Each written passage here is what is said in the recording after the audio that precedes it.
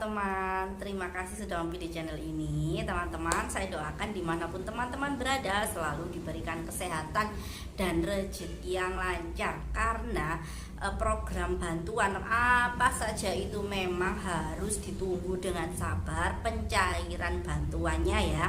Teman-teman jangan bosan untuk menunggu ketika memang teman-teman itu sudah terdaftar sebagai penerima bantuan sosial. Ketika memang ada permasalahan-permasalahan terkait bansos, entah itu tidak cair ataupun yang lainnya, teman-teman memang harus berkoordinasi dengan pendamping PKH di wilayah teman-teman, seperti itu. Khusus untuk bantuan PKH dan juga bantuan BPNT atau BSP Tunai 2022.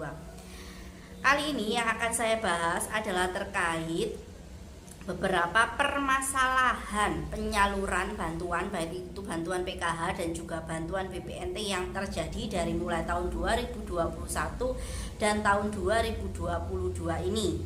Nah, ada 4 permasalahan yang saya rangkum terkait beberapa kasus bantuan PKH yang belum cair dan juga bantuan BPNT yang belum tersalurkan atau belum mendapatkan undangan PT POS.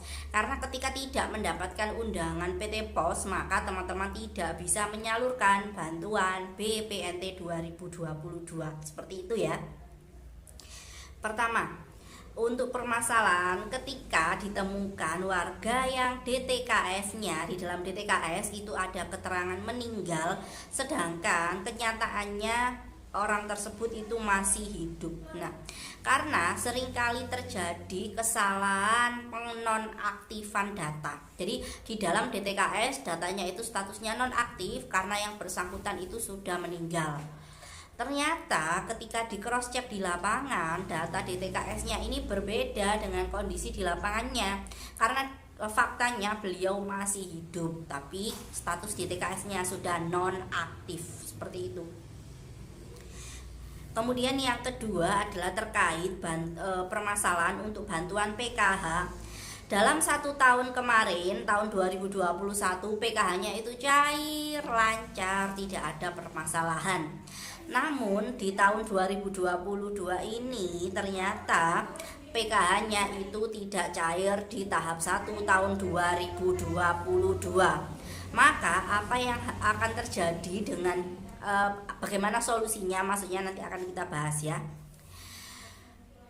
Kemudian yang ketiga adalah terkait bantuan BPNT atau bantuan BSP Tunai. Apakah masih mungkin keluar dana untuk KPM BPNT yang notabene di akhir-akhir tahun 2021 itu tercatat sebagai penerima BPNT namun saldonya kosong. Jadi ini untuk para peserta BPNT yang mendapatkan KKS BPNT namun KKS-nya tersebut itu bantuannya 0 atau saldonya 0, atau ketika dicek kuota itu tidak ada saldo sama sekali BPNT-nya.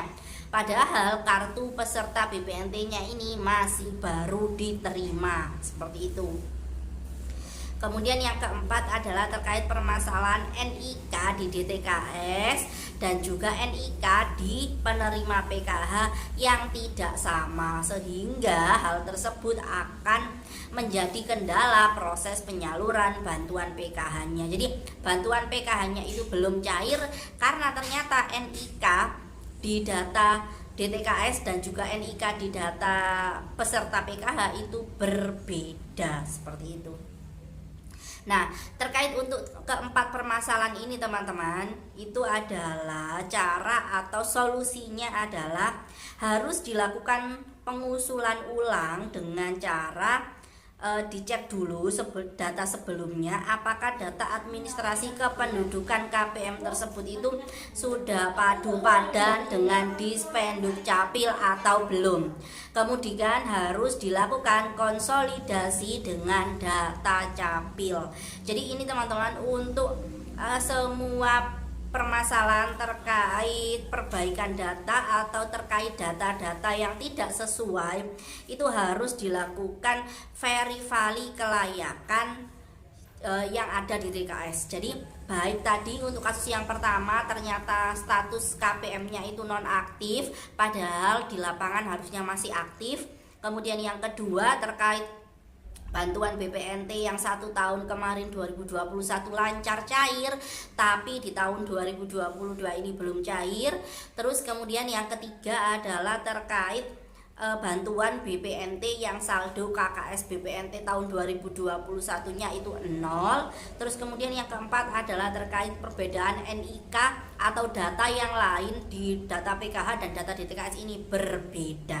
Jadi harus dilakukan verifali atau verval kelayakan di DTKS. Tentunya ini adalah tugas para pendamping dan juga tugas para operator desa di lokasi masing-masing, di wilayah masing-masing. Mereka harus melakukan verifali kelayakan data DTKS-nya. Jadi benar-benar dicek dulu yang bersangkutan atau KPM tersebut itu datanya sudah sesuai apa belum kelayakannya, masih layak menerima ataukah tidak. Ketika memang masih layak menerima, kemudian data yang dicek adalah harus NIK-nya, terus kemudian nomor KK-nya, terus kemudian alamatnya, terus kemudian namanya. Ini juga penting teman-teman, karena nama berbeda satu spasi saja atau berbeda hurufnya saja itu sangat berpengaruh terkait proses penyaluran bantuan seperti itu.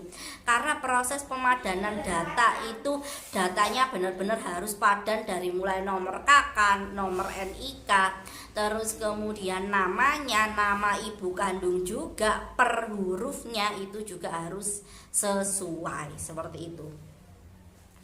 Nah, teman-teman, untuk para peserta PKH lama, para peserta PKH baru 2021, para peserta PKH baru 2022 yang berasal dari KPM BPNT reguler ataupun KPM BPNT PPKM yang tahun ini menjadi peserta PKH, mereka harus koordinasi dengan pendamping PKH masing-masing terkait permasalahannya ya. Jadi kalau misalnya memang masih belum cair, teman-teman bisa koordinasi dengan pendamping PKH masing-masing untuk dibantu cek kelayakan di DTKS. Karena hal tersebut akan menjadi acuan penyaluran bantuan PKH tahap 1 dan tahap 2. Bagi peserta PKH yang sudah cair juga tetap harus koordinasi dengan pendamping PKH, khususnya untuk para KPM baru, para KPM yang berasal dari kepesertaan BPNT reguler tahun 2022 ini. Mereka akan menjadi peserta PKH baru. Mereka harus koordinasi terkait data mereka, karena data mereka itu harus benar-benar dicek kelayakannya di DTKS. Ketika nanti di DTKS itu kelayakannya bermasalah, maka akan menjadi penyebab proses penyaluran bantuan mereka di tahap 2 ini bisa jadi akan terkendala pencairannya seperti itu. Kan banyak sekali kasus para peserta PKH baru yang cairnya itu hanya 1 kali, 2 kali seperti itu. Kenapa hal itu bisa terjadi? Tentunya karena proses perbaikan dan pemadanan data mereka yang masih belum selesai. Dan juga kelayakan di DTKS-nya itu bisa jadi ada permasalahan, sehingga bantuan PKH dan bantuan BPNT mereka itu masih pencairannya ini terkendala seperti itu ya. Nah, teman-teman, sampai di sini dulu informasi dan pembahasan saya terkait kasus-kasus proses penyaluran bantuan PKH yang terkendala pencairannya, entah itu tidak cair, belum cair, cair 1 kali, cair 2 kali seperti itu. Kita ketemu lagi di informasi dan solusi bansos yang lain. Tetap jaga kesehatan. Assalamualaikum warahmatullahi wabarakatuh.